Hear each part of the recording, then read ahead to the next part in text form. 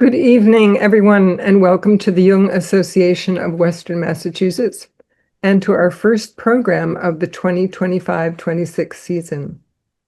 I'm Christine Olson, a member of the board, and thanks to Andrew Grant for being our Zoom host this evening. Tonight, we are so pleased to welcome back Terry Ebinger and her wonderful cinema and psyche programs. If you haven't already checked her out or know about her work, you can see her website there on the screen. Terry does fabulous film programs every month on all kinds of really interesting topics and leads the group in a discussion of the film. So we're very happy to have her for her second time giving us a presentation. Next month, we will learn about the Red Books of J.R.R. Tolkien and Carl Jung, who, independent of each other, recorded their profound imaginal experiences. Please visit our website, westmassjung.org, to learn about our live and local program and to see all the upcoming lectures for the year. Thank you to longtime board member Penelope Tarasuk, who will introduce Terry Ebinger. Hi, Terry. That's Terry with a Y. Terry Ebinger is a passionate film scholar and retired psychotherapist with 4 decades of experience as a depth psychological practitioner and educator, dream consultant, spiritual director, and multidisciplinary group leader. Her cinema studies incorporate cultural history, depth psychology, mythic imagination, dreaming, and film language. She teaches at lifelong learning programs and Jung institutes around the country. And through her online cinema cafe, salons, and in person and in classes in Northern California, I have been so impressed with Terry, and I've been in a number of her groups, and I had wonderful experiences in each of the different film presentations. And secretly, I was a filmmaker in another life. But this life, I'm a Jungian analyst. But anyway, I want you to welcome Terry and her gifts, and I know you're going to enjoy this. Thanks, Terry. Okay, I want to make sure I'm on screen now. Thank you. So thank you everyone for showing up. And let's dive in. This is this may be my very favorite subject of all time. Certainly cinema dreaming has been a favorite subject for a long, long time. And because I taught cinema dreaming for a long time at the Dream Institute in Berkeley, I started to see patterns and recognize how often dream language and cinema language work together to create the language of memory in movies. So let's dive in and start this thing, get this thing going here. The chat, I believe the chat is open. You can let me know, Andrew, if it's not. If it is open, feel free to just add your voice to the chat as we go along. If movies come to mind, any comments, any questions, and we'll try to get to as many of those as we can. So, we'll start with an overview here. The way of cinema, dream, and memory. Each speaks the language of the imaginal language of symbol, metaphor, archetype, and image. All great movies are mythic. I've checked this out with my favorite teachers of myth, and they agree, because the great movies are timeless, they're universal, and they're multivalent. There's so many levels of meaning, just like with the dream. You can come back, and we will today. You'll see some clips that bring back memories of having seen these movies before, and you might see them with fresh eyes. When depicting memory, films use the language of dream. And each film artist conveys dream and memory uniquely. So we're going to get to see an array of different film artists with some of my very favorite dream memory films and see how differently they approach it. Entire films can be liminal states, nightmare scapes, which the kids are really into these days. They're really into horror movies. The kids, boy, anyway. And Memento Mori. This first filmmaker, Terrence Davies, is definitely, his films are so much set in Memento Mori. Often films create a trance. This is something I just discovered putting together this slideshow. I started to see the pattern of how often films create a trance-like liminality to prepare us to enter into the dream sequences in the movies. They often start with that kind of trance-like, some form of film language used to create a trance-like state. It's really, really interesting. I've observed it again and again. And the music and sound are particularly vital components of this trance-like induction. Films are a kind of waking dream because they're consciously created using symbolic language, but the artist's unconscious material is activated. This is the number one question I've always gotten is, did this artist know they were doing this symbolism? Yes, no, sometimes both. Films, oh yeah, so I just did that one. Everything has meaning. This is the waking dream component. Nothing happens by accident, and multivalent imagery abounds in film. Common forms of movie dream states. Common forms. Initial dreams, as if we're presenting an initial dream in a therapeutic setting. It's been the case in virtually every not too abstract film, that the initial opening sequence is as if it's an initial dream. It's going to give us the motifs, the themes, and a lot of what's to follow. So almost virtually every film clip I'm going to show today, at least the first clip I show of the different filmmakers, is going to be an opening scene.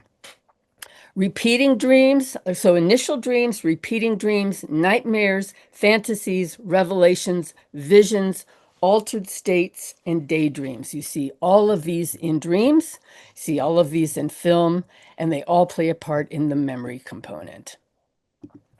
So this one, I've turned the sound down so we can just look at the film language here, the language of Terrence Davies, a brilliant British filmmaker that died a few years ago, and he's been the hardest for me to lose because there's something about his films that is so exquisitely unique. And one of the things he does is work with the play of light as symbolic of what many, many things, but one thing is the passage of time. And here's a quote from Fellini. Talking about dreams is like talking about movies, since the cinema uses the language of dreams. Years can pass in a second, and you can hop from one place to another. It's a language made of image. And in the real cinema, every object and every light means something, as in a dream.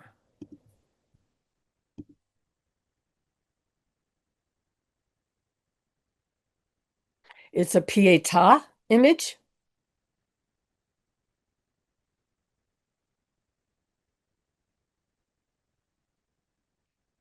The rain is falling in the actual film. Just beautiful. His capacity for languidness is unmatched. The long day closes, so we're going to look at a clip from Terrence Davies's film, 1992, Memories of Post-War 50s Liverpool Working Class Neighborhood. A particular neighborhood, a mythopoetic collage of 1950s ephemera. We see torn up posters, we hear popular tunes, we see movie palaces, and just quotidian beauty, everyday beauty everywhere. Languid observational portraits of reverie, quietude, the play of light as time passes. This is Terrence Davies. This is his signature. Slow camera pans I'm going to call it a tracking shot across memories, decaying streets, sweet nights, joy, sorrow, dread, regret, security, home, and the pictures. Can I go to the pictures, Mom? Melancholy, longing, and the poetics of loneliness is at the core of his work. Those of you who know the Enneagram, he's going to be a 4. One of the reasons I love him so much. Complex sound design plus lyrical painterly images plus an audio of gloriously emotional classic movies. Some of you will be able to pick out which movies we hear snips of. Impressionistic dissolves flow seamlessly through daydreams of childhood, and places and people are lit like master Renaissance paintings. Slow, soulful cinema. This is The Long Day Closes, the opening scene. Here we go. This image here is itself is memento mori. As the credits play out, you see the leaves begin to drop. We're going to just tune into the end of the credits.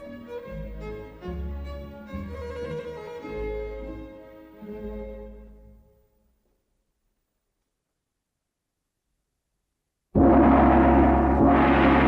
tap, Gossage. I said a tap. You're not introducing a film.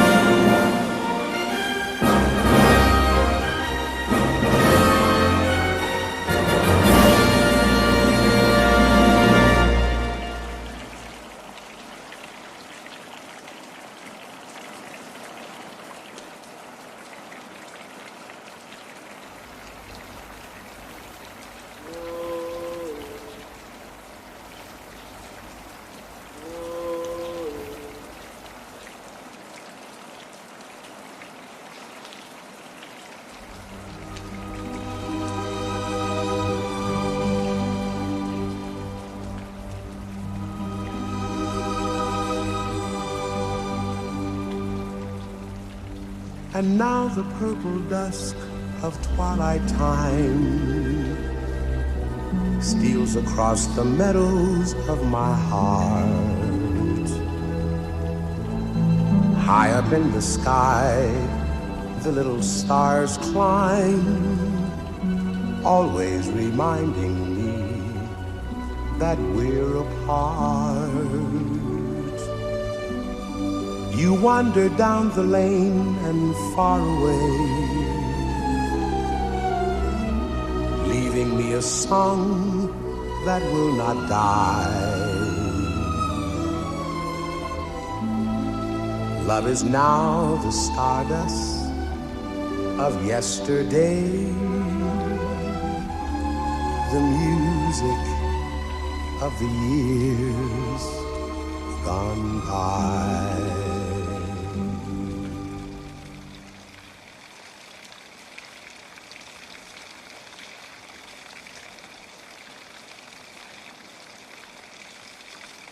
Mrs. Wilberforce, I understand you have rooms to let.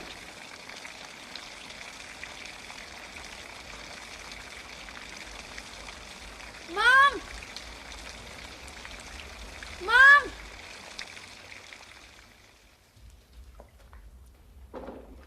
Can I go to the pictures, Mom?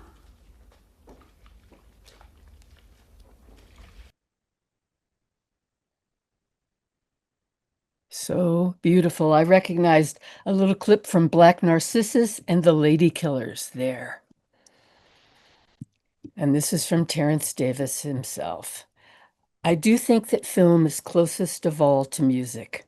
Notes and chords on their own don't have special meaning.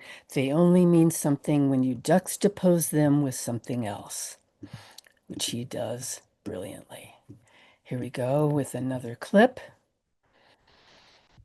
And we'll just let this is already cut down from a much longer clip where we're just moving through what in cinema is called dissolves, where one scene disappears, flows into another scene where you still have like a ghost-like quality of the previous scene as we come into the new scene.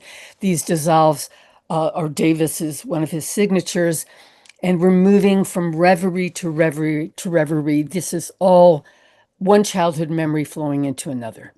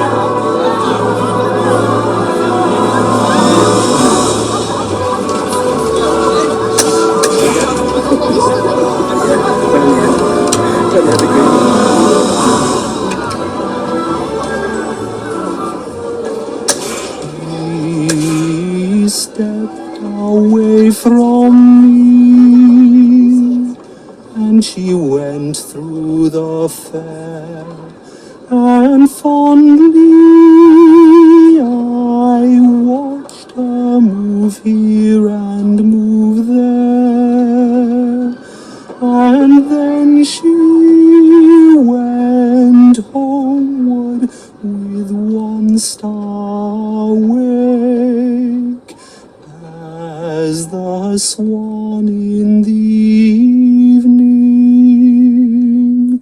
moves over the lake. Last night she came to me, she came softly in, so softly she came that her feet made no din,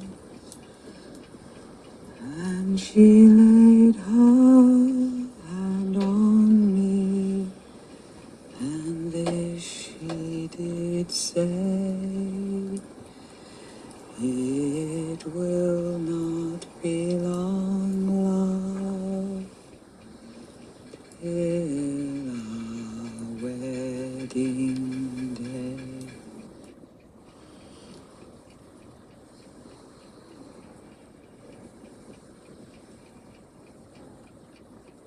My dad used to sing that. Grandad O'Brien. Yeah.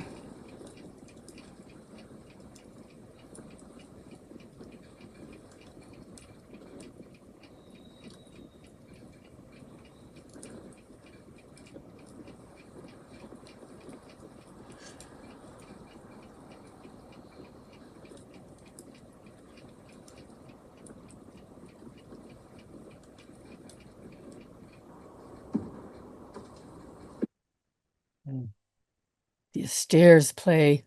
Let me get my picture back on screen here. These stairs play an ongoing part of the story. And we opened with the decayed stairs because we're looking back from the present day of the dissolution of this place to these memories, and noticing how languidly they walk, how the walking is stylized, how the shooting of the guns at the carnival is stylized.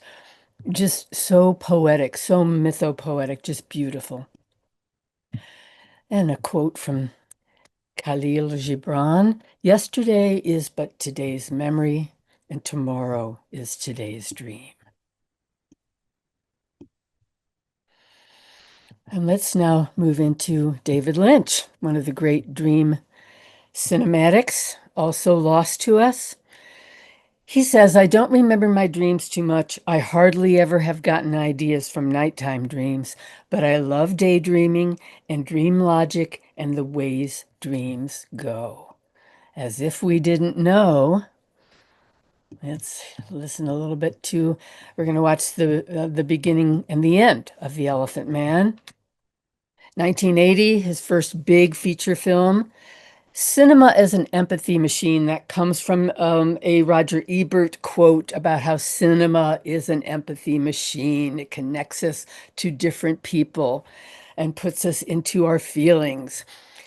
He uses simple monochromatic, which is a way of saying black and white film, cinematic techniques. He uses again, I talk about this induction.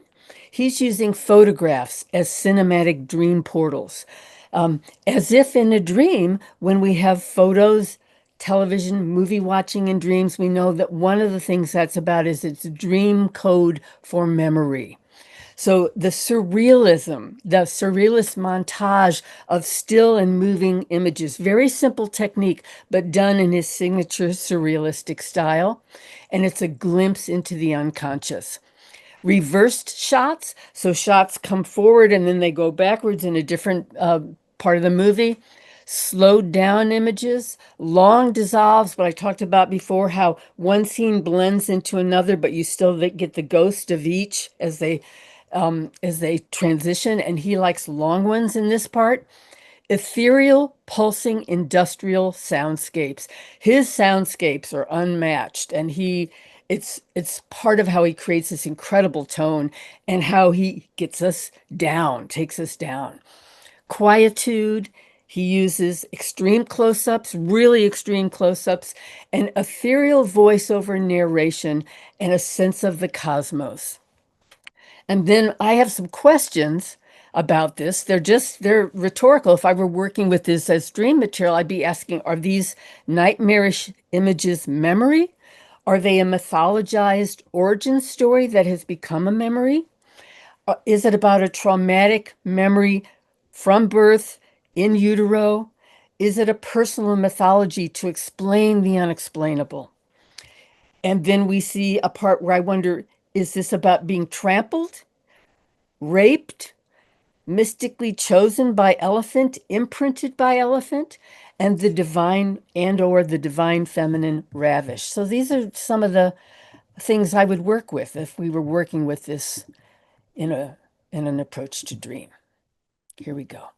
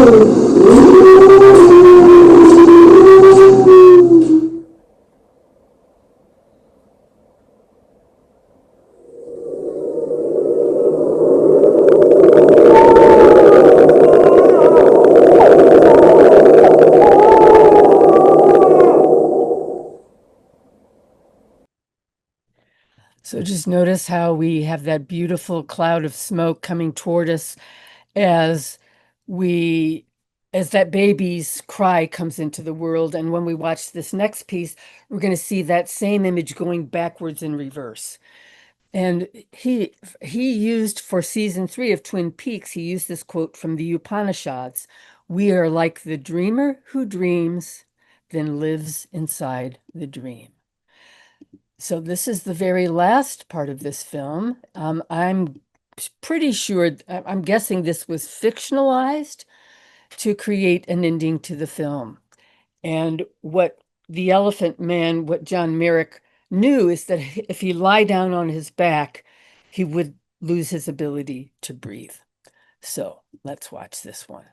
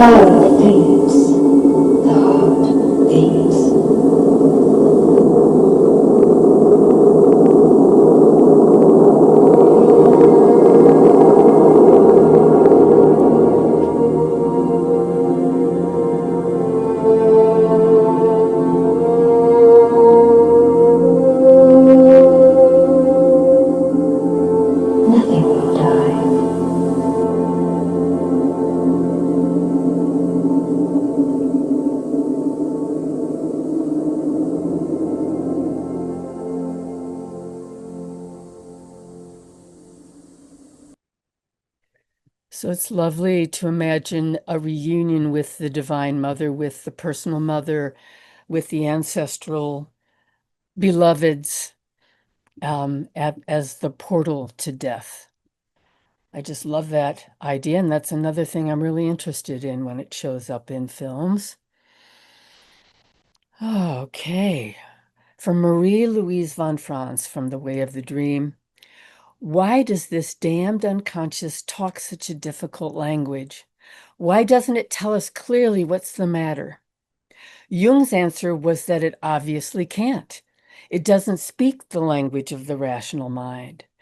Dreams are the voice of our instinctual animal nature, or ultimately the voice of cosmic matter within us.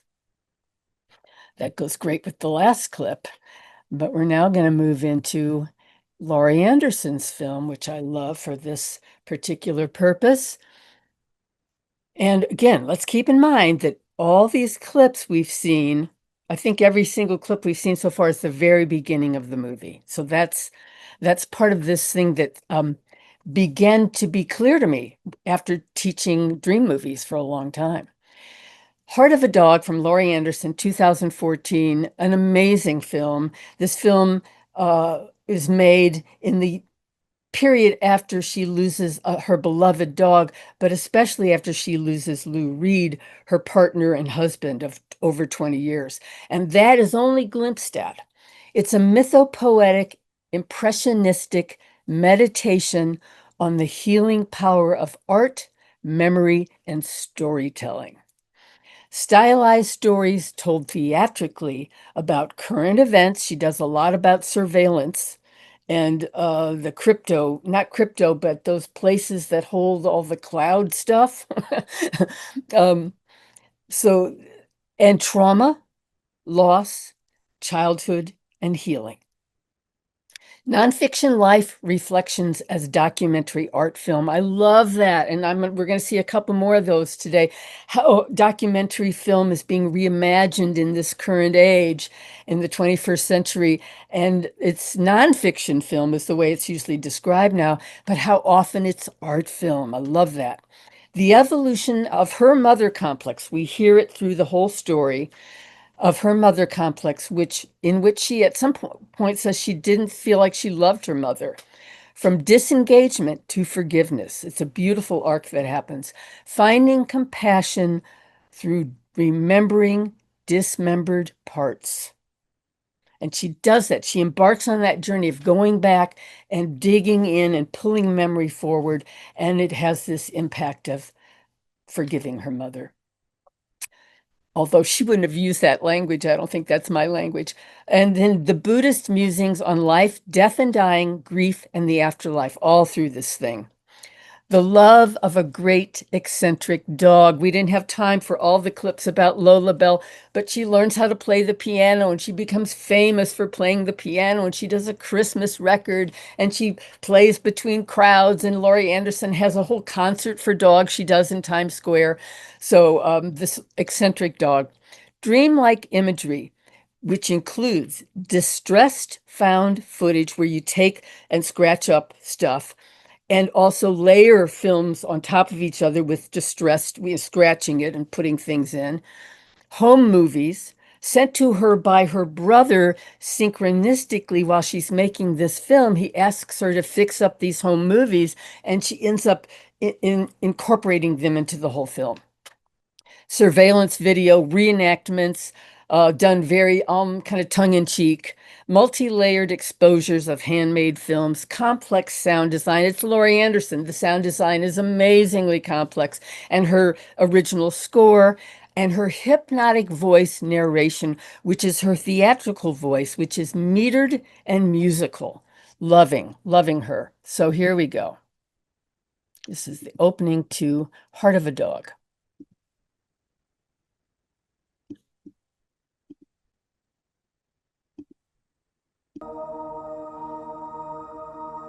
This is my dream body, the one I used to walk around in my dreams. In this dream, I'm in a hospital bed, and it's like a scene from a movie you've seen a million times. The doctor is holding a small pink bundle, and he leans over the bed, and he hands me the bundle. "It's a girl," he says. "Isn't she beautiful? Look." And wrapped in the bundle, I see the little face of my dog, a small rat terrier named Lola Bell. And no one says anything like,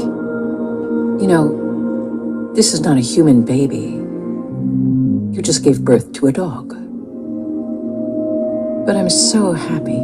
I put my head to her forehead and look into her eyes, and it's almost a perfect moment, except that the joy is mixed with quite a lot of guilt, because the truth was, I had engineered this whole thing. I had arranged to have Lola Bell sewn into my stomach so that I could then give birth to her.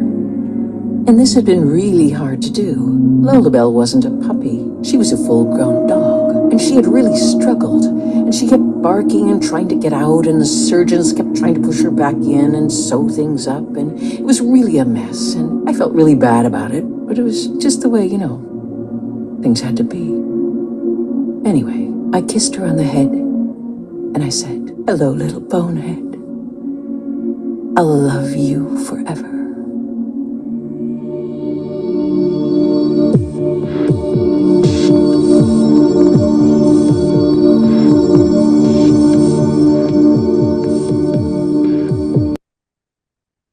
So let's get me back here. So one of the things I love is how she essentially talks about the thing I have to teach all the time about, which is the difference between logos and mythos. And when we're in dream world, when we're in film world, logos isn't anywhere near as helpful as surrendering to mythos. And so I love that. And then the other thing, if I ever had a chance to interview her, I'd ask her when this dream occurred. It would make all the difference as whether this dream came after Lola Bell died, whether when she was sick, when she was alive. How I think about the dream, the story I tell myself is if this is a dream she has after Lola Bell dies, it speaks to how hard it is to let go and how she has mixed feelings about that because she's Buddhist. Okay, Bergman. Okay, we're not going to see any Bergman clips, but he is, of course, like Fellini, one of the great dream film makers. Film as dream, film as music. No art passes our consciousness in the way film does and goes directly to our feelings, deep down into the dark rooms of our souls. I love him. I just love, love, love Bergman. Okay, let me get myself out of the way here. And this, I have to do this. Okay, here we go. And let's watch this clip. This is toward the very end of the film.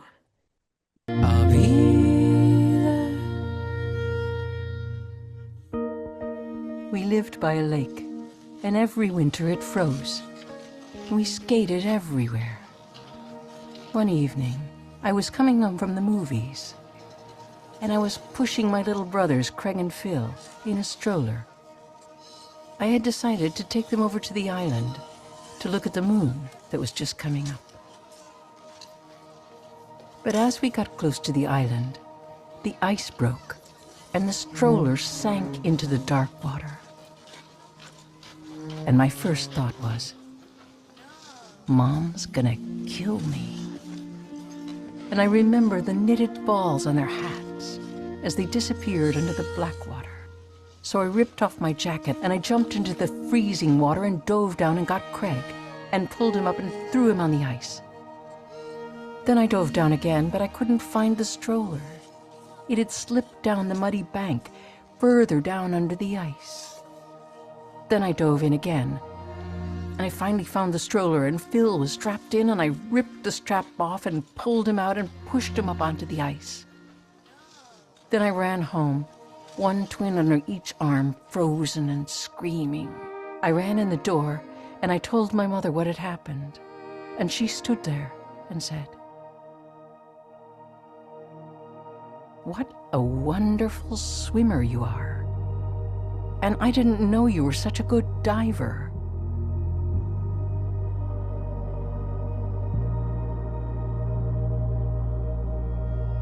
And when I think of her now, I realize that was the moment I had been trying to remember.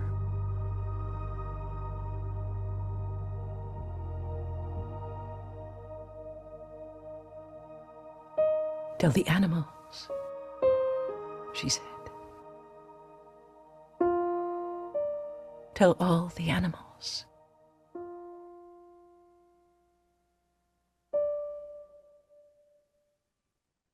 Is it a pilgrimage? Towards what?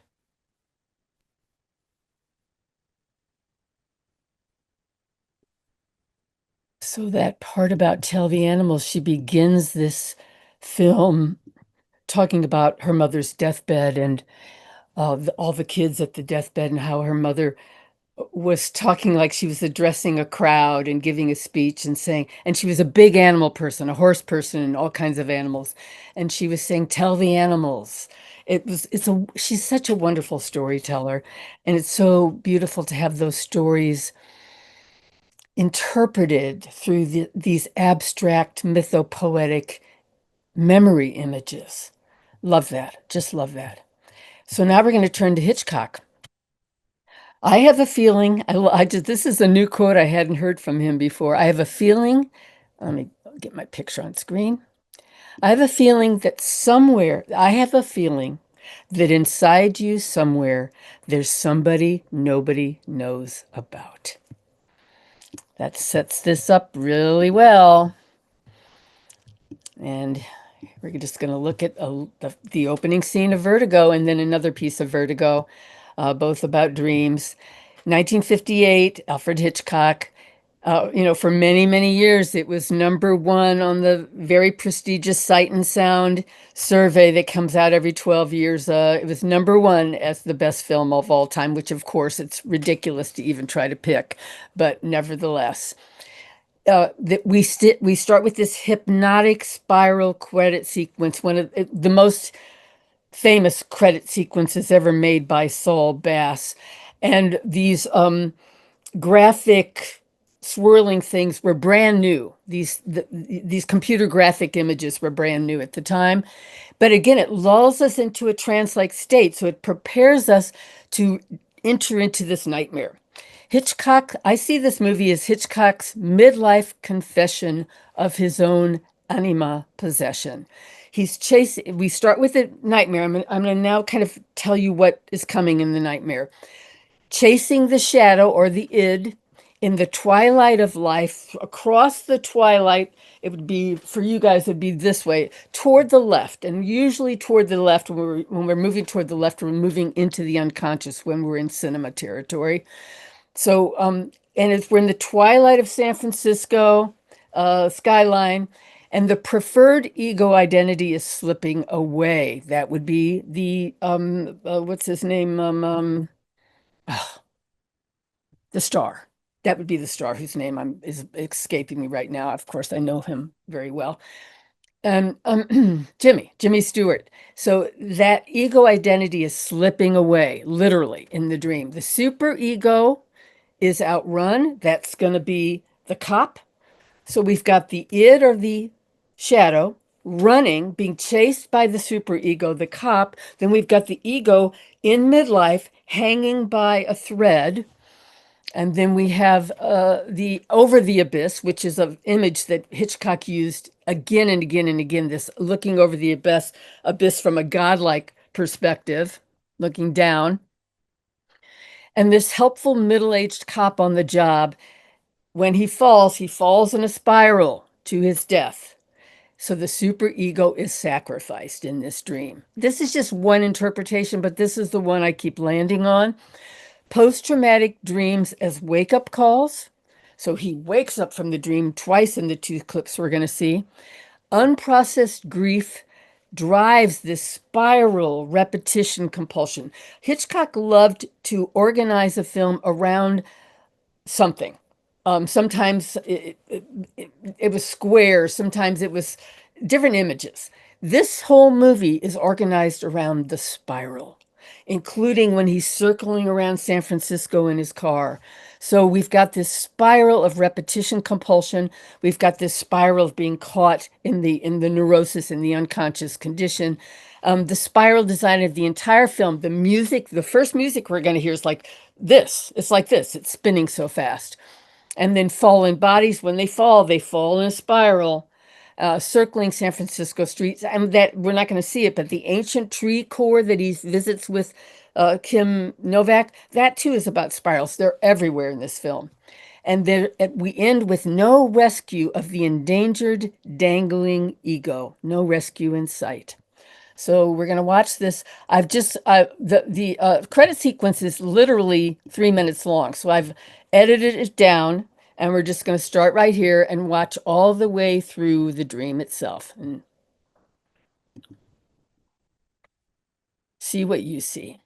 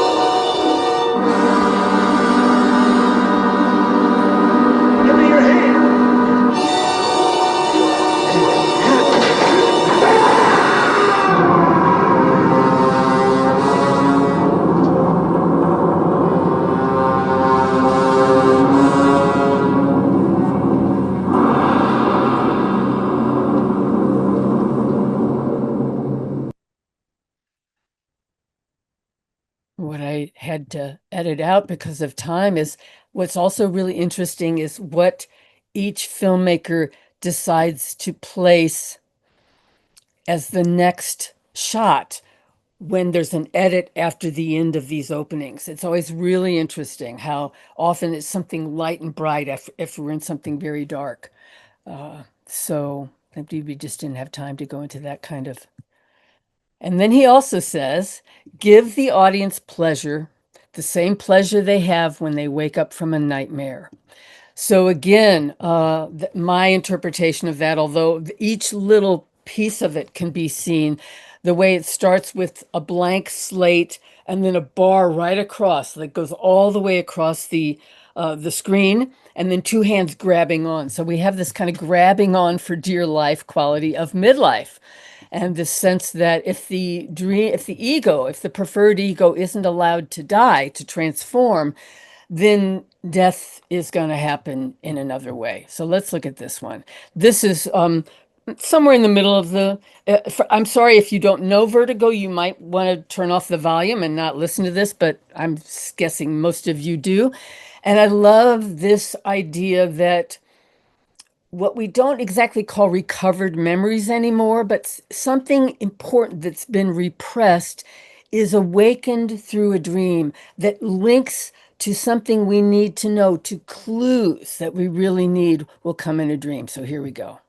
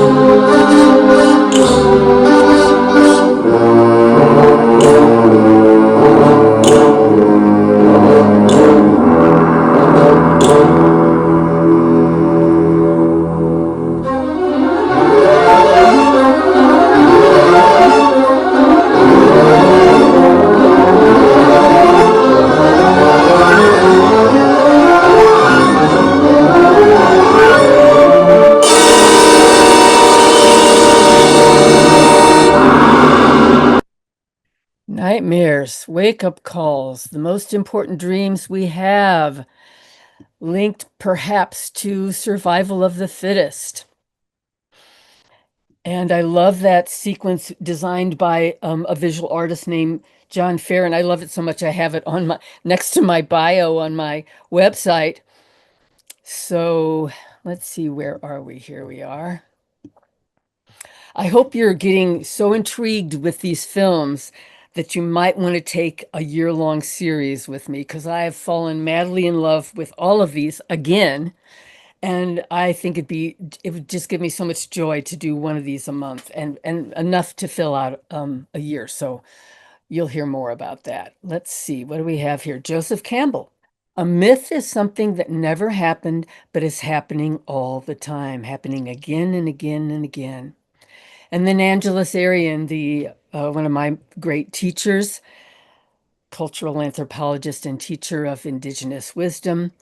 When we have a sense of humor about what bedevils us, we know we have turned a corner. This is how to know how we're doing with our shadow material, is can we laugh at ourselves? Can we laugh when other people make fun of it in loving ways? This is important. Okay. So let's go over here. My Winnipeg. This one, it's one of a kind. This filmmaker's one of a kind. Some of you may know his work. Guy Madden, Canadian, 2007. And his deal in this film is memory as fantastical film, fabulous dreaming. And his wistful longing becomes his neurotic confessional of being stuck. With huge sense of humor, everything is ironic. The deeply ironic pay-in to an engulfing mother complex. Again, he's working it. He's working it by making fun of it. Casting the queen of nihilistic noir. For those of you who are scholars of film, you'll know Anne Savage from Detour, the most nihilistic noir of all time. So this is, that was 1945. So here she is in 2007 playing the mother. Tall tales and tall tales. This is full of tall tales. You can't really sort out what's real and what's not, except for some of the parts. Snowy, icy, cold, northern recreation is everywhere in this thing. And he's quoting the oldest surviving animated feature. I'm going to show you a little shot of that in a moment, by Lottie Rininger from 1926, The Adventures of Prince Ahmed. It's an incredible piece of work, and it's done with cutouts moved around on the page. And he quotes that by doing his own version. Fuzzied, found, and stock footage. So old stock footage that's either already fuzzy or he makes it fuzzy. So this idea that certain film artists actually work with the film itself to make it look older or make it look different. Home movies and hilarious staged family scenes. And then fractured local folklore. Cheesy but lovable tunes, and random out of focus written quips. This is his style. This is his way of doing it. Let's see. Okay. Let me look at the time and just figure this out. Okay, here we go.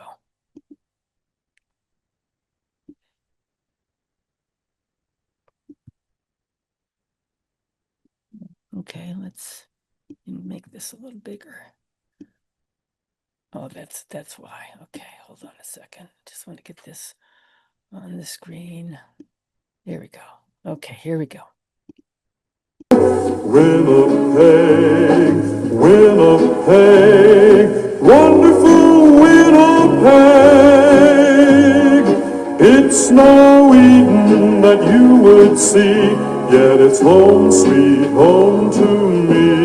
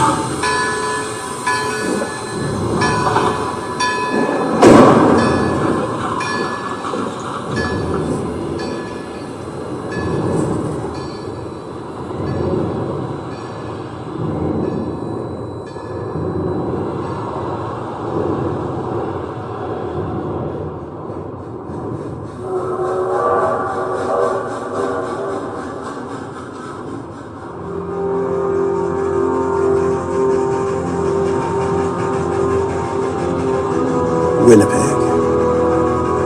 Winnipeg. Winnipeg. Snowy, sleepwalking Winnipeg.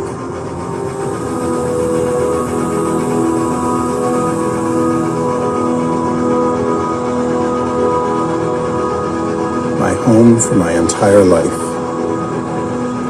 My entire life. I must leave it. I must leave it. I must leave it now. But how to escape one's city? How to wake oneself enough for the frightening task? And how to find one's way out? The greatest urban train yard in the world. arteries, iron veins, ways out. The dream train, chugging, dreaming, sleep chugging, out of the lap of the city, out of the lap described by the forks, of the red, the Assiniboine, the forks, Assiniboine and the red, the rivers that forced animals and hunters alike onto the same waterside pathways. The forks, the lap, the forks, the lap, the forks, the lap, the forks, the lap. The reason we are here, right here, in the center of the continent, the heart of the heart of the continent.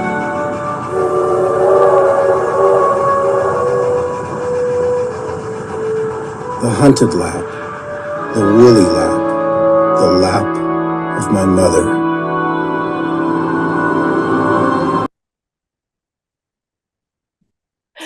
Oh, his mother, his mother, his mother. So this is that I talked to you about Lottie Renninger from 1926. Here's how this whole film of the Adventures of Prince Ahmed look.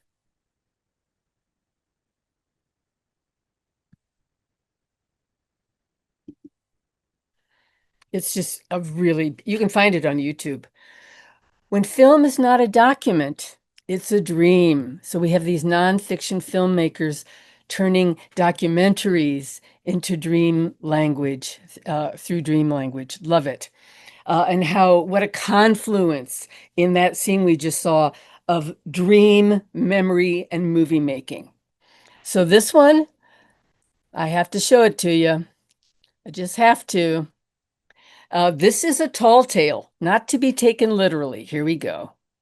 Early in the winter, the first horrible snap of cold, a fire in the paddocks, started when a squirrel scorched itself on a power cable. The horses, panicked, frightened, wildly fleeing from the flames. One last race for their lives, out into that cruel snap of cold. No other way to escape the flames but to cross the Red River. Swimming in the current, swimming, fighting the current, that current clogging with jagged chunks of freeze-up. The ice takes on heft, deadliness. Horribly, everything clogs. Both horse and ice clog together. An ice and horse jam. Piles and paralyzes. Locks each animal in place by its panicked bulging neck, by its frenzied head.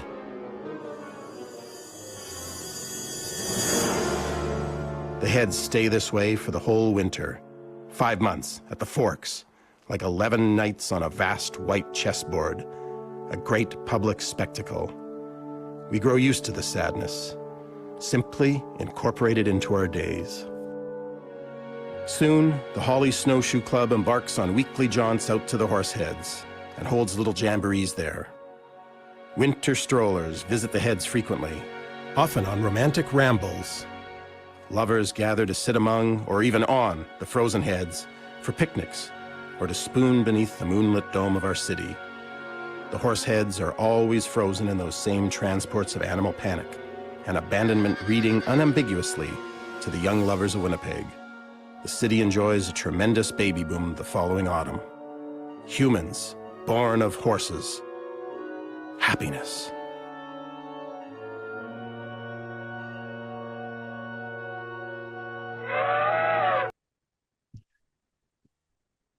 I love that line. We grow, because this metaphor is so applicable to being an older person. We grow used to the sadness. We simply incorporate it into our day. Very, very, very, very human. Okay. Now from Louis Buñuel, another wonderful, wonderful. If we do a year long, I would love to do a Buñuel, a Fellini, a Bergman. You have to begin to lose your memory, if only in bits and pieces, to realize that memory is what makes our lives. Life without memory is no memory at all. We could contest that, but that's from Buñuel. Dick Johnson is dead. Another quote unquote documentary nonfiction. She invented a whole new thing. Kirsten Johnson, 2020. You can find this on Netflix. Memory itself as mythopoetic storytelling, which we could apply to all of these. Camera person. She's been filming documentaries for 30 years. Camera person daughter invents a fresh take on loss via dementia. I need to have a little cough thing. So there's a whole genre now of dementia pictures, of Alzheimer's pictures. I don't like those. I'm not interested in them. I'm not drawn to them. I have a real hard time surrendering disbelief. But this one is special because it's not a fictional account. Anyway, I just thought I'd throw that in. There's so many movies, TV shows. It's a trope now, dementia, as well as it being something that touches all of us. It touched me with my father. Compassion, humor, and familial love is at the heart of the tale. Slapstick movie versions of everyday death traps. We're going to see one of those right in the beginning. Loss of memory as loss of self, loss of a treasured connection, and loss of shared history. The onset of dementia, the whole movie kind of gets into this as a liminal realm itself. Cinematic dream enactments as wish fulfillment fantasies. It's just lovely. Cinematic dream enactments as wish fulfillment fantasies as a gift. Creating cinematic healing scenarios as gifts while not avoiding feelings of grief. Okay, what did I just do? Okay, let's go here. Guess I just made it smaller. Okay. Oops, we don't want that.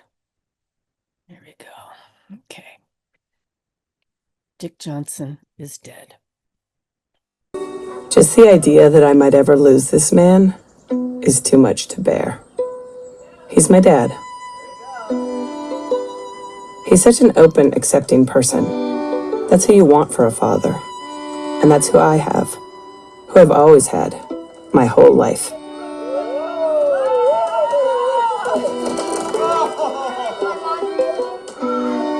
But now it's upon us, the beginning of his disappearance. And we're not accepting it.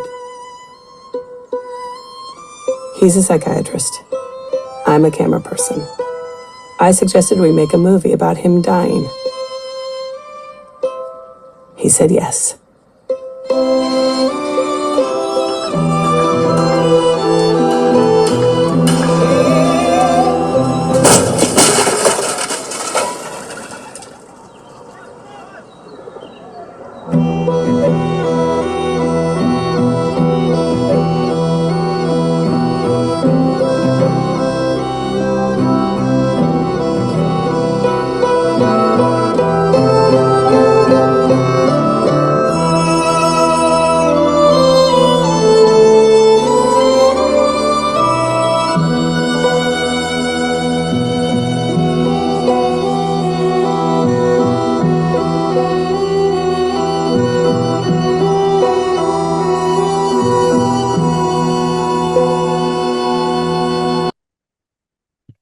What a way to deal with this stage of his life that they're both going through. It's just extraordinary, really. It's a lovely, wonderful film. And so let's see, did I have no, I don't have an introductory slide for this one, so let's just watch this one. It's self-explanatory. Here we go. What's going to happen is that your feet are going to be turned into feet with toes. Clothes? With toes. Oh, with your toes. feet are going to be turned into feet with toes. How are you going to do that? Well, we're going to do a close-up on your real feet. And then we're going to have another person. So we're gonna do like the gold cloth in front of your feet, and then someone else's bare feet are going to be there. Yeah.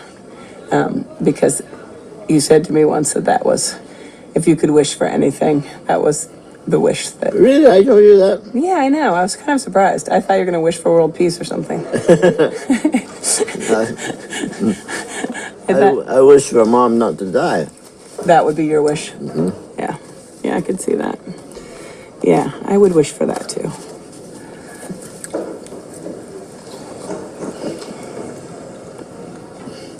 Holy, holy, holy, Lord God Almighty, early in the morning a song shall rise to thee. Holy, holy, holy, merciful and mighty.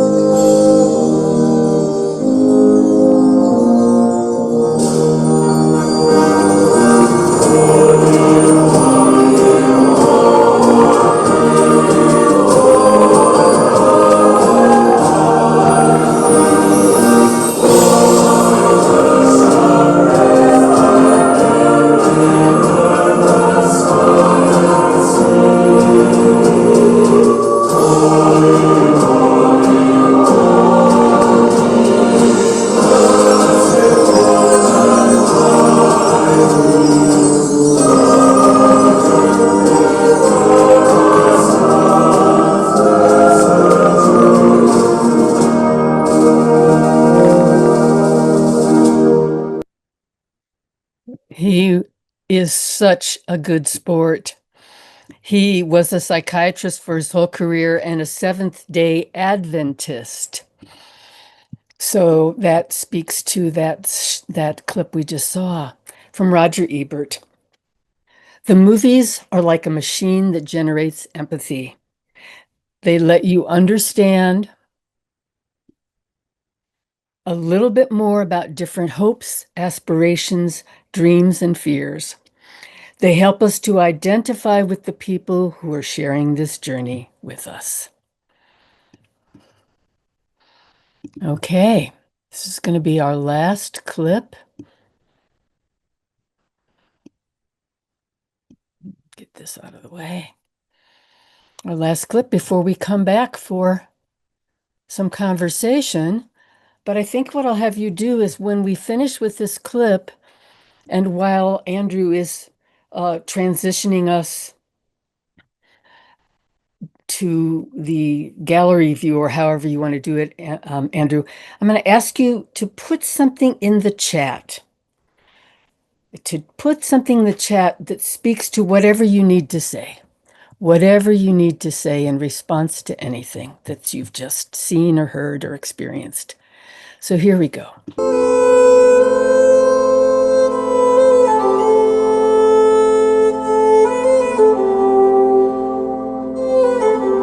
Dad once told me that when he first fell in love with Mom, he doubted that someone as extraordinary as her would ever accept him. He felt so much shame about the strangeness of his feet, and he didn't want to reveal them to anyone. But then he learned about the grief she was hiding. On the day of her graduation from college, a drunk driver crashed into her car, killing her mother, who was riding alongside her in the passenger seat. My mom was a visual person. She photographed flowers and landscapes. She and I shared a love of the color orange. But when I think of that moment, when she looked over and saw her beloved mother suddenly dead, right next to her, I feel like I could now finally understand why she wanted to forever turn away from things that were difficult to see.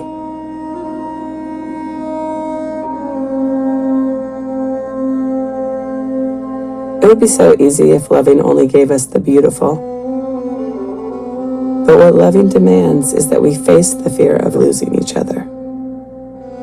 That when it gets messy, we hold each other close. And when we can, we defiantly celebrate our brief moments of joy.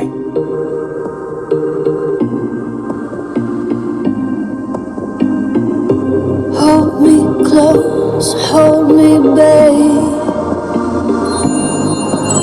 Let's make the most of the time that the devil saved.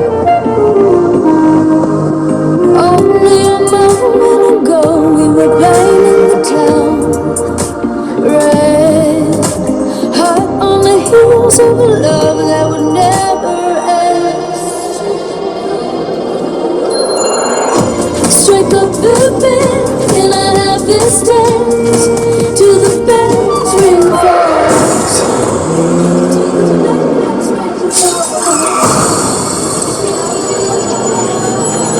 Oh, oh, oh, oh, oh.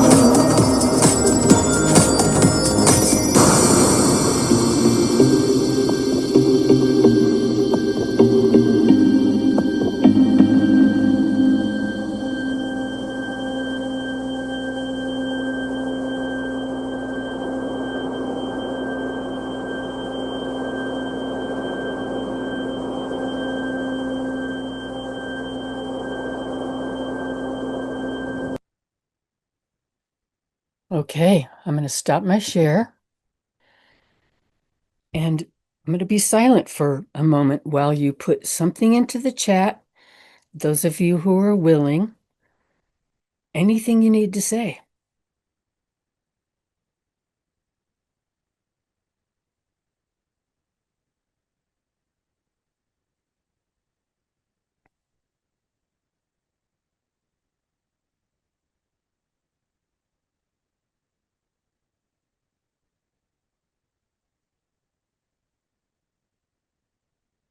And I guess you're going to need to pin me, Andrew.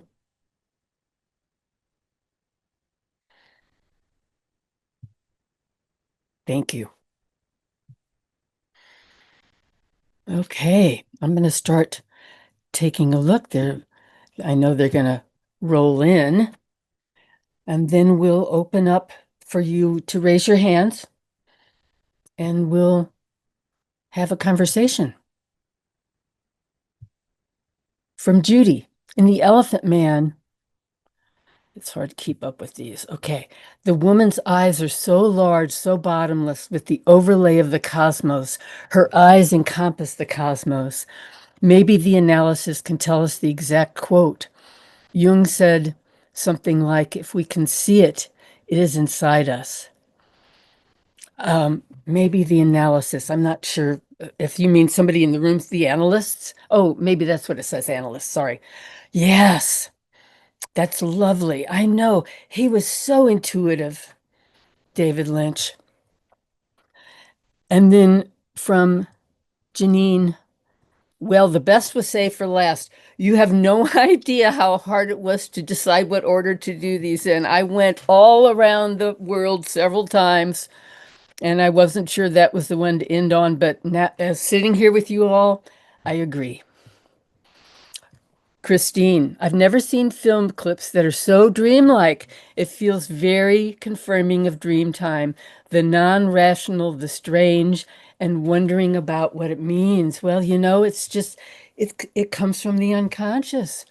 It's just this wonderful thing where the art of film speaks the language of dream. And some filmmakers are just particularly adept at capturing that and coming up with unique and beautiful ways to convey it. It never ceases to provide wonder for me. From Don. Hi, Don. I didn't like the Dick Johnson movie. Thought it exploited her father's condition. Is very repulsed by her selfishness in moving him across country to a strange environment. I remember a scene where he was frightened and disoriented. Well, yeah, it can hit people that way, and it's addressed in the film, actually. So emotional. From Rocky, so emotional. I'd love to hear from you, Rocky, about what part really grabbed you the most. That's always an interesting piece. So what Don just said is what grabbed him is how mad that scene made him. And for others, they're going to feel something very different. From Penelope, to be held in the imagination is divine. Ah. And when I was telling all my friends about this coming up, I kept saying, and when I work with Jungian analysts, the conversation is deep because they know what I'm talking about. I love that part. And of course, all the people who've worked with me for years also have got that kind of depth that they've developed. Rosemary, images from many different ages came up for me, Canada especially. I love that. So notice what memories come and where it takes you, because there's something healing in that. There's something that wants our attention. I found the Jane Baker. I'm sorry, I didn't mean to say your last name. It just spilled out. I found the last film to be heartbreaking. The generosity of the father and the daughter filmmaker broke my heart. Their love and their willingness to do that leaves a document for us that's a piece of art. Yeah, I'm glad I ended with that one. I thought it would be a good place to end. Darlene, dreams are cosmic and speak to my soul. We are one energy. Sometimes they reflect inner turmoil, ancestral wounds that are in our DNA that manifest itself in dreams. I agree. I think the ancestors, a friend that I lost recently, I've been waiting for a dream from him, and I had a dream just last week. And after that dream, I got to have a flood of grief that I'd been needing to have. And it was because he came in the dream, and in the dream we were going to go out on the water. So I love that connection to the ancestors. Michelle, I love when movies or real life depict enlightenment and the fulfillment that comes from that enlightenment and all those thoughts that can go into it, that which could never be described and that are intangible. I love peace depicted and how it can come from acceptance. And again, individual thoughts that we will never know. I love to see that in film. So soothing, beautiful. Michelle. And I always like to hold the other side of the archetype with enlightenment, which James Hillman really stood for and constantly brought into consciousness, which is endarkenment. We need both sides. We need both sides. Even though the period of endarkenment we are in right now as a world, as a culture, is horrifying and terrible. Last clip is how I see the afterlife. Isn't that great? I love that. That's fantastic. I think that was part of the consciousness of making those clips. Yeah. Rosemary, I'd love to continue learning from your dream and art of film knowledge. What a voyage. Oh, yes, yes, yes. I hope you will. And then from Ron. Hi, Ron and Kim. Terry, is the basic theatrical cinematic motion of left, right, up, down, heaven, archetypal, hell? Maybe somebody else can. I just figured it out intuitively from watching a lot of movies. Now, when we were in The Long Day Closes and they were doing that languid walk that turned into the carnival, that turned into the song with the mother, that was all moving to the right side of the screen. So that was interesting to me because typically I find that moving into the unconscious in dreams, and I'm pretty sure Jeremy Taylor might have taught me this decades ago, that in dreams moving toward the left-hand side tends to signal moving into the unconscious. So I might have answered that because I did get taught that by one of the greatest dream teachers that ever lived. From Tara, I feel opened in such a colorful, sensuous, alive way to life's vast possibilities. We love that. From Judy, the Winnipeg clip completely drew me in, lulled on the train. I was surprised to come back to this lecture. Then the chessboard of nights on white snow was so bizarre. That was a nightmare. I had to show it. And I had to just say, this is a tall tale because it's very dark. But just the brilliance of coming up with that something that bizarre. I had to show to you all. From Dan, returning to the mess, to what is the difficult as a return to each other to home, because when we avoid anything, we avoid everything. All of us who avoid find each other when we stop avoiding. Yeah, that sounds like Vertigo to me. It sounds like the Vertigo message. Janine Cooper. I'm sorry. I really try not to say last names, but I'm in the field. I'm in the liminal field. Dick Johnson's courage was incredible to get even a little bit of it from the clip. I loved when Kristen Johnson said, "What loving demands is that we face the fear of losing each other." So, yeah. So, yes, that's how I felt about that movie. Yeah. So, let's let people raise their hands. And Andrew, do you want me to call on them or do you have a way? Yeah, okay, I'll call on people. I just have to be sure I see your hands. And uh, shall we put it on, will it work if we put it on gallery view? I'll add them to the spotlight and they'll be side by side with you. Oh, I see. Okay, that's a great way to do it. So far, maybe you can let me know when you see a hand raised because I can't see any hands raised right now. And usually they come to the front of the line, don't they? That's Yeah. correct. Yeah. Okay, so No people hands are raised. people are taking their time. They're getting ready.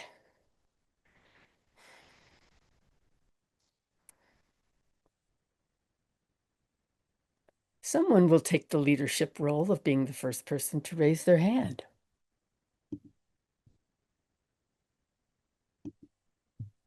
Hi, Bobby. I see you over there in Italy. All the way across. Yeah. Okay. I always say time's a wasting. Time's a wasting. Let's go. From Rosemary. Let's hear you from you, Rosemary. Go ahead and unmute, please.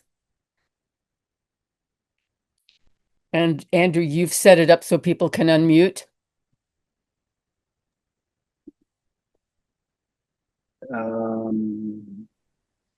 Try again, Rosemary.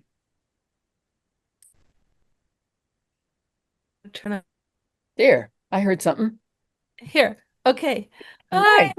So Hi. amazing. I just wanted to know, how did you become this dream-mancing movie magic voyager? Like, what is going on over there? Oh, that moves me to tears. This was what I was born to do. And I was a little film scholar without knowing that's what it was since I was a little bitty girl. I would get the Sunday paper and immediately get the movie catalog that used to come with Sunday paper. And I would decide what movies I was going to watch and stay up till. And my parents, because I was a good student, they never bothered me. I would be downstairs watching a movie at 1 a.m.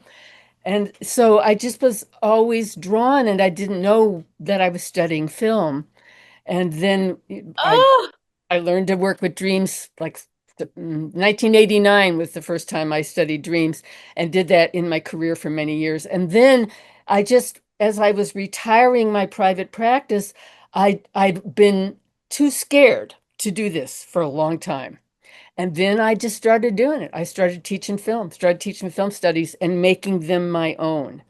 And it was just meant to be. And then I have to learn all this technology, which, that's not the fun part. But I've had to learn a lot of technology to make it work. But it's my joy. And I just have a deep intuition, like a Rolodex. I call it a Rolodex, where certain films get called forward. And so, So are you, but you're connecting it with Jung too, right? And dreaming. And have you always done that? I worked with dreams. I was a psychotherapist for a long time and a spiritual director, and my specialty was working with dreams. So for many, many years. And so I was starting to make that connection because I had lists of film classes I wanted to teach for a long time before I had the courage to do it. So that's Have what you I'm doing. So you're doing it like in which forums or universities or like how do you? Well, I did before COVID. I taught a lot of different places, but now it's mostly on Zoom, my independent classes, and I'm now starting to do some in-person things. If you live in the Northern California area, I'll be going back to in-person. How can we find you for your other? Oh, it's going to be my information is at the bottom of the screen of this slideshow. You'll see my information, my email, and my website. Are you a contact me. filmmaker? Are you a filmmaker? No, I was never meant to be a filmmaker. Oh, I'm a film scholar. Yeah. So I have to let you go so other people, so we aren't just talking about me, but thank you so much. And you kind of were a shill for me to say, get on my mailing list, everybody, so you'll hear about this year-long class I'd love to teach if I hear from enough of you. And let me know whether Thursdays at this time or Fridays at this time would be your preference. Okay, I'm going to now move on. Thank you so much. I think it must be Michelle is next. Hi, yes, I'm Michelle. I guess I'm wondering if you had a very limited amount of time with people, a bunch of people though, and you wanted to share your message of passion or knowledge or something that you're desperate to share with others. Yeah. What would that message be? Exactly. I wanted to know that too. Oh. What is it you want to share with people? Restate that. What is it that you enjoy sharing with people? What about what you do is the thing that really makes you feel fulfilled inside? Oh, well, I love the language of symbol. I love the language of symbol. I love the language of metaphor. I love the language of allegory, of image. I love the language of image. And I love how movies and dreams and memory turns that into story. And so I just love working with story in this form, always coming back to that symbolic dimension, which is the specialty when I teach film, is the symbolic dimension. And great filmmakers, and there are many, it'll be in the lighting, it'll be in the camera angles, it'll be in the camera movement, it'll be in the music, the sound design, it'll be in the way people are staged, the way they move across the screen. All of that is part of the film language, which is a form of, to me, it's about making a waking dream. Making film is making a waking dream and drawing on the language of symbol, the language of image, and turning it into story with beauty. Beauty. Beauty. Different forms of beauty. Answer. Thank you for asking. Absolutely gorgeous. Nobody's ever asked me that question, so I had to think on my feet. Thank you, Michelle. Let's hear from Penelope. I was thinking about part of the magic of films is that most of us went to the movies, usually with friends or with family, and it was a shared experience of active imagination in a darkened place. It's quiet and relative safety, and it was such an internal experience, but it was shared. Later, there were other ways, but it was like I had such a rich inner world. I brought that to whatever film. So there's the film, and then there's the milieu. Exactly. Exactly. It makes me think about when I saw Lawrence of Arabia. I do too. I have a very strong memory image of coming home just in a trance of sexual attraction at age 10, just like that. The actor with his eyeliner and just the majesty of it. So I love those memories where I can remember where I was when I was watching a film or afterwards and how it stayed with me. And those films, Michael Mead came up with this this term called psychodiagnostic in terms of story. So notice what stays with you, what impacts your dreaming life, like what's the next dream you have. Notice the psychodiagnostic material that got activated for you. If there's something you hate, that's your shadow material, right? If there's something you're in awe of, that's going to be the bright shadow. So I always encourage people to work with the material that way, as if it's psychodiagnostic. And that's what you all are bringing right now to the conversation. Thank you, Penelope. I love having you in the room. Okay, am I right that Stephanie is next? Go ahead and unmute. Hey, Terry. Hi. Hey, so I just wanted to share because you're talking about connection with film. I mean, and this is my personal experience. I have interest in film, but from a kid, I have it wicked bad anxiety. So for me, film was like my go-to to deal with anxiety. Like, I mean, like if I was just like having a bad day or just having panic attacks or whatever, like film was my go-to. And it was almost like me coping through like film characters, like, you know, and I still like I'm an adult, I still watch Disney movies and stuff like that. I know that's, you know, I'm a good 8-year-old in a 35-year-old's body, but like, you know, that's just my coping for how I deal with stuff. So I'll share. It's great to see your face. Thank you. I call it movies as medicine. And sometimes, especially now, I'm trying to teach movies as medicine because we need that so much. So it's all, again, along the psychodiagnostic continuum. What's your favorite movie of all time? I don't have one. I have a bunch that come and go, but this is a rhetorical question to the whole group. What's your favorite movie of all time? What movie have you watched so many times you've lost count of how many times you've seen it? This is psychodiagnostic, like with little kids, you know, they want to hear a certain story or watch a certain movie thousands of times. That's because there's a mythic dimension there that has to do, I think, with each of our personal mythology and also with where we are with our shadow material. And what's healing. You know, you're talking about that intuitively at a feeling level, you know what movies put you in a healing space. And that's a good thing for all of us to know. I've had many times when I was working with clients who were deep in grief and terrified of being in it. And I always felt like watching films was a way that isn't a total avoidance of it. It isn't a total suppression of it, but a way to be accompanied, you know, to be held with, whether we're in a movie theater, like you mentioned, Penelope, or whether we're watching that film and the film has become a friend. The film characters have become family, friends. These are really important films, like the most important storybooks we loved as children. There's something really core to both our complexes, but what heals us as well. Okay, thank you. Janice, let's hear from you, and how great to see you, Janice. Oh, hi. Just a quick question because I missed the first half hour. Will we get a copy of the proceedings? Is it recording and we'll get a copy of this session? I believe so, Andrew. It is posted on the website, and Okay. I'll put a link in the chat. Yeah. Awesome. Thank you so much. Thank you. Loved it. It was wonderful.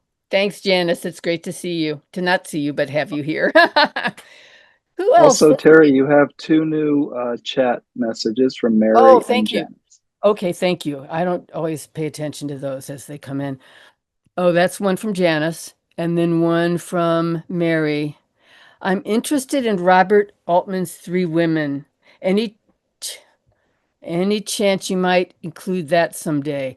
I need to re-watch that. It's definitely a dream film. Definitely a dream film, and I suspect it's really excellent. I have some issues with Altman, although I love some of his films.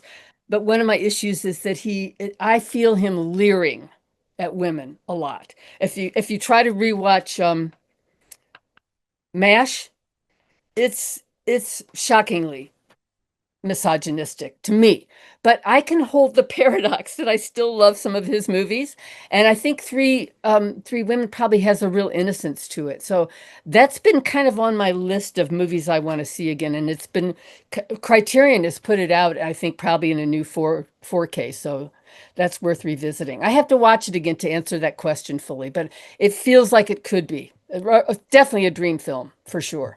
Definitely mythopoetic and strange. Let's see, who else? Okay, here we go.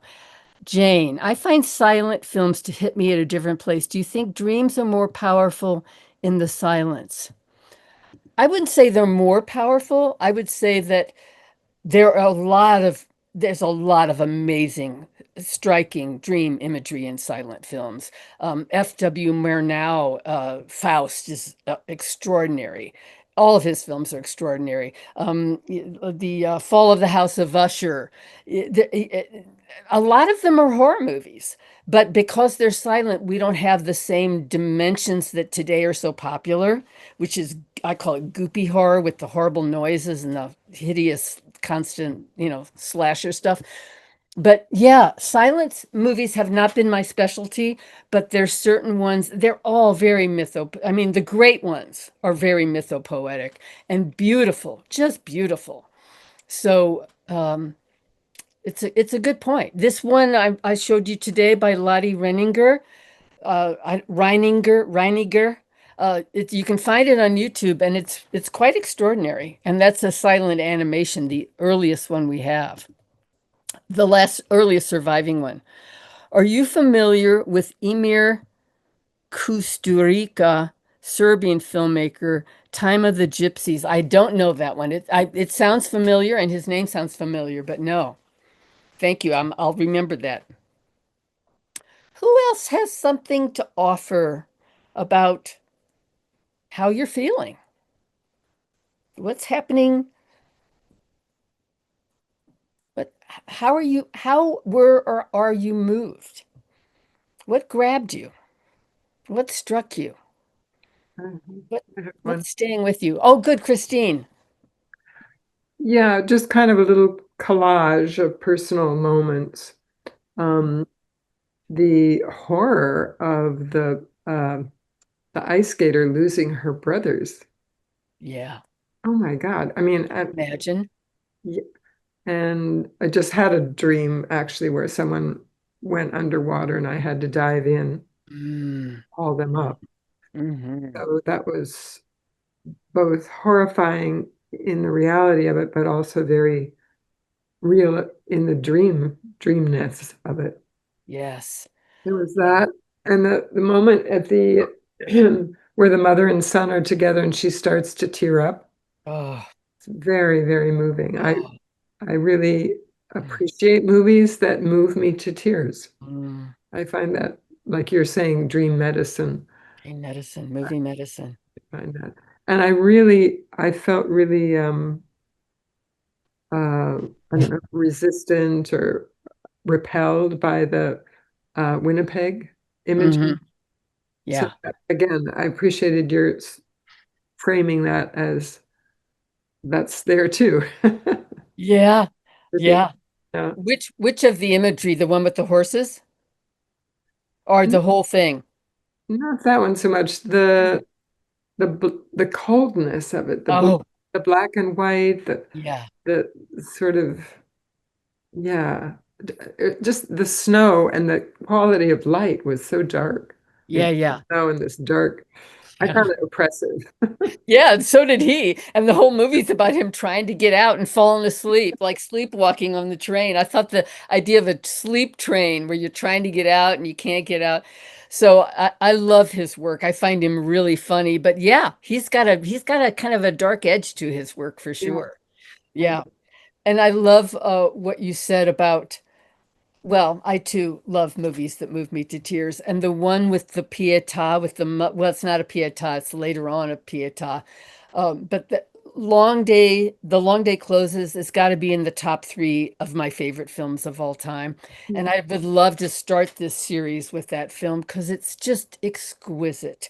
And the whole thing is a memory poem. It's a dream poem. It's mythopoetic. And it's so beautiful and so melancholy. And yeah, that scene, I mean, that whole clip, there was a whole 8 or 9 minute clip I had. I had to cut it down. I had to. But it was just fascinating where it starts with him sitting in the classroom and having a daydream. They must be reading a poem, and it's like one of those old time sailing ships. So we see the sailing ship, and then we turn to see his face in class, and he's got mist all over his face. And then it goes on after the carnival and the mother and child sitting there. Then he goes to his bedroom and has a nightmare because the father she's referring to from another fabulous film by Terrence Davis, we know that the father was quite abusive. So that went on where then she holds him and cradles him, and we just sit with that. That's where I showed you that one clip at the beginning with the movement of light. Yeah, that film it's astounding to me how beautiful it is and how deeply touching. Yeah. This has just been an incredible teaser of yes. Oh my gosh, what would it be like to watch an entire film, you know? Yeah. I, Yeah. yeah. I did like the Laurie Anderson Mhm. animation, and her voice was really special. That's her performance voice, and it's very Yeah, musical, it's very yeah, metered, it's whispery a little bit. It's really beautiful. yeah. And back to what you were saying about the skating, I just find it so astounding that her brother synchronistically sends her those home movies of them skating. And that might have been what got her to think about that moment. But just the going back and digging into that memory allows her to remember that her mother loved her, which has been the mother complex problem with her. She didn't feel loved. It was like 7 kids. She was just lost in the mix. How did she come up with that line? What her mother said was, "What a good swimmer you are." That's what her mother said. That's what's astounding Are to you me. kidding me? No, it's that part of it's true. I mean, What? I take it to be true that the mother said, I mean, it tells you a little bit about the kind of mother it is, that her first thing is mom's going to kill me. And Well, then she yeah. does that amazing swimming. I can't imagine that scene. And she drags them all home. She was like the oldest child, right? Or not the oldest, but she was the oldest girl or something, but she was in charge of the kids. Two And frozen babies, and the mother says, "What a good swimmer you are." I thought it was amazing. I just think it's amazing. It tells us everything we know to know about the mother. And I then the mother guess. says, I didn't know what a good diver you were. And earlier in the movie, there's this whole long piece about her doing a flip off the back off the high dive without having ever done a flip before and breaking her back. And there's this whole piece. It's kind of dark, but of her recovery and what happened in the hospital. And yeah, I don't want to tell you because I want to show you the movie. But yeah, it's amazing how she put that together. And then in the process, I read it as she is forgiving her mother for being distant. Just Wow. like with Dick Johnson, um, Kirsten Johnson also had a distant mother who had really severe Alzheimer's, as we kind of saw in the movie. And and so she puts it together with that memory from her father about the mother being in the car when her mother dies from a car accident. So then Kirsten puts that together with I read it as another layer of forgiveness of her mother. No wonder my mother wouldn't feel anything that was difficult, right? Yeah, So that's yeah, another yeah. thing about memory is the courage to go back in. I always think of oh, what's his name? Peter Gabriel. The song, it became very famous because the animation was so fantastic. It's called Digging in the Dirt. And the film is about going to therapy, digging in the dirt, finding all the places I got hurt. Oh, And you wow. have to have courage to do that. But that feels like this movie making for those women, there are 2 women. There's something really therapeutic about it. I think for a lot of these filmmakers, they're doing their own form of Oh, okay. therapy. With beauty. With beauty Yeah. and with the dark beauty too. It's not just all light beauty. Yeah. Yeah. No, I that's a whole nother thing of, oh, if I could only interview some of these filmmakers. That's when I picture myself interviewing a filmmaker that's doing one of those junkets that they all do where they have the same questions asked 10,000 times. I always think the question I would ask is, what were you dreaming when you were making this film? Mm. And how do dreams play a part in your filmmaking? And now you're helping me come up with another one. And what got healed in you as you were putting these pieces together? Yeah. Because it takes a long time to put films together, and you have to sit with the material again and again and again. Mhm. Yeah, Mhm. yeah. So somebody before you talked about how this is a teaser. Maybe it was you who said that. And you have no idea how hard it was for me to keep cutting these down. Oh, I got to cut that. Oh, I got to cut that. So that's that way of being a filmmaker too. Terry, would you say that most or all of the films you showed were autobiographical to some degree, or at least symbolically autobiographical? Oh, if I had the list in front of me. Yeah, I think it's impossible for art to not be a reflection of the unconscious of the art maker, don't you? I think so. I mean, Vertigo, just the ones that are coming. Yeah.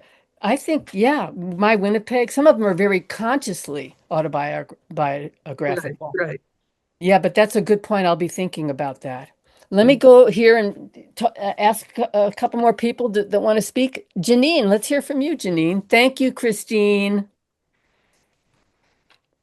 Thank you so much for what you've presented. I feel very inspired. You guys kind of covered so much of what I wanted to talk about, which was one, in the astonishment of hearing her mother say, "You were such a good swimmer." It was like a jaw-dropping moment, like the last thing on earth you would ever expect a mother who's been told you almost lost two of your children to compliment the savior, the daughter. It would be hysteria, it would be rage, but it was love. It was love.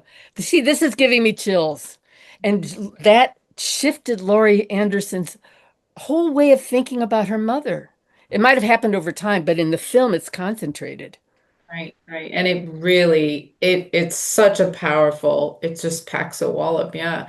The thing overall that I got from this presentation was that extraordinary, I mean, it's such an obvious thing, but I still want to name it. The extraordinary power of creativity as a healing force, and how diverse, how tremendously diverse, and how it doesn't matter how diverse or how far fringe or very mundane. It's like, it's just expression, the expression and how healing it is. Yeah, just very filled up by that.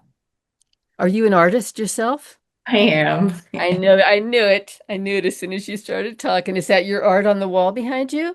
It is, yeah. My art everywhere. I'm a healer also, so they've always fed each other. Yeah. Oh, it's so clear from that one piece. And thank you for saying it the way you said it.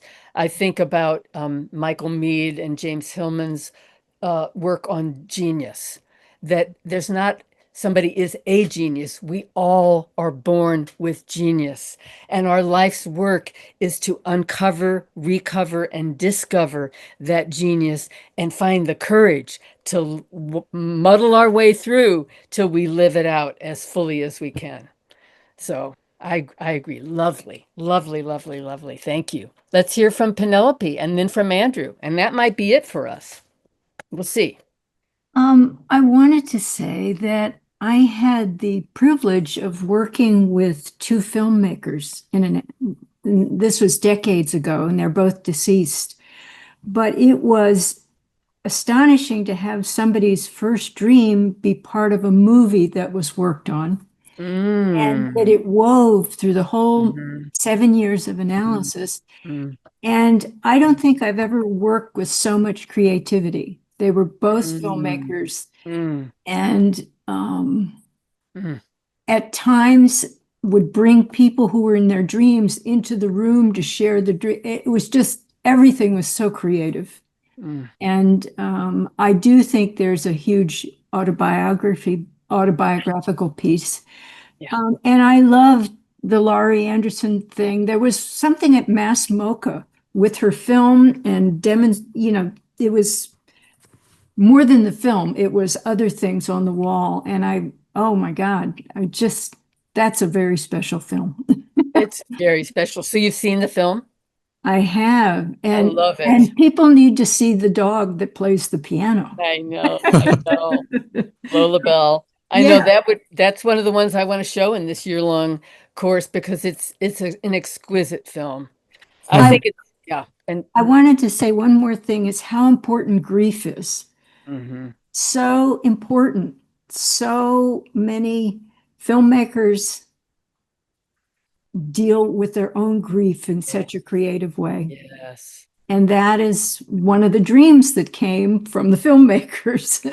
Of course. So anyway, it's a joy to receive your work. Thank you. Thank you, honey. Thank you.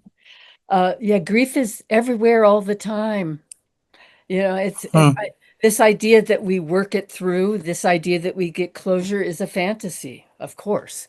It's a linear idea applied to a process that's unfolds and cycles around. And so I love how filmmakers work with grief. There's a very famous film scholar, Annette Insdorf, and long after I saw the pattern of virtually every great movie, the initial scene is just like an initial dream, and it tells us the motifs and the themes, what's coming. She wrote a whole book on initial scenes in movies, but she didn't tie it to dreams. So that part is fascinating to me too. Every single thing we saw today included an opening scene. That's no accident. Let's hear from you, Andrew. Taking off my Zoom host hat for a moment. I heard you say a word and you alluded to it a couple of times. There's enlightenment. You mentioned endarkment, I think was the word you used, and the dark beauty. And you did also speak about our current times just in passing. But there is this sense of, well, one impression of these movies that you showed is that it's like a psychic discharge, the really raw material of life gets digested and there's beauty and a working through of it. But really, every day, it's like a waking dream. Yeah. We come into what is the next thing that's going to happen, that's going to be confronted. And it's almost as if there's too much to digest. Like, yeah. What can the beauty engine do with all of this material? Well, that's what flooding the zone is, right? It's too much to digest.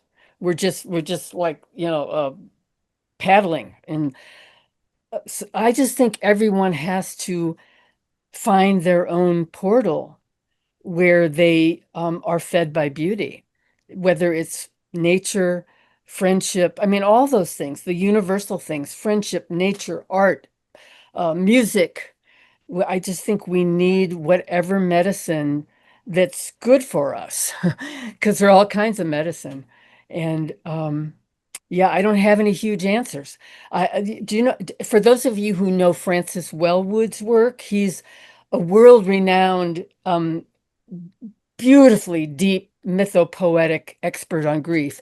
In fact, he did a whole thing, I think it might be on YouTube, with Anderson Cooper. He's now become well known. And he is talking about how we're in the long dark. We're in the long dark right now. And we don't know how, when, where. So we have to find our own. Like I said, I don't really have any big answers. I'm struggling just like everybody else. How much news can I tolerate? What do I have to do to counter that? Let me have some talk with friends. Let me make sure I go for a walk every day. My cat, my feral cat that I've adopted, we saved each other's lives.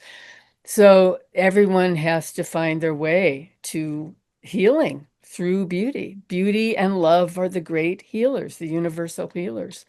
And that is not going to change. So thank you, Terry.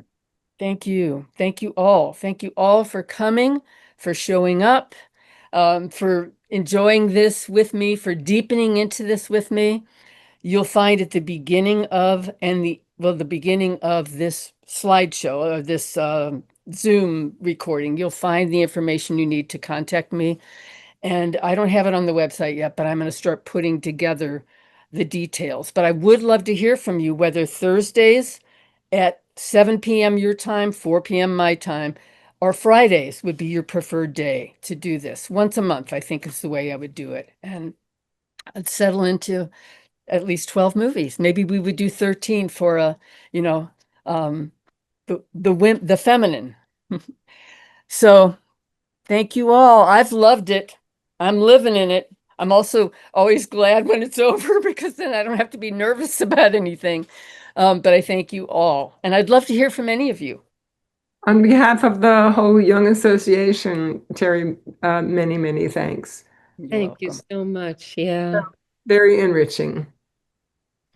You're very welcome. It's been my pleasure.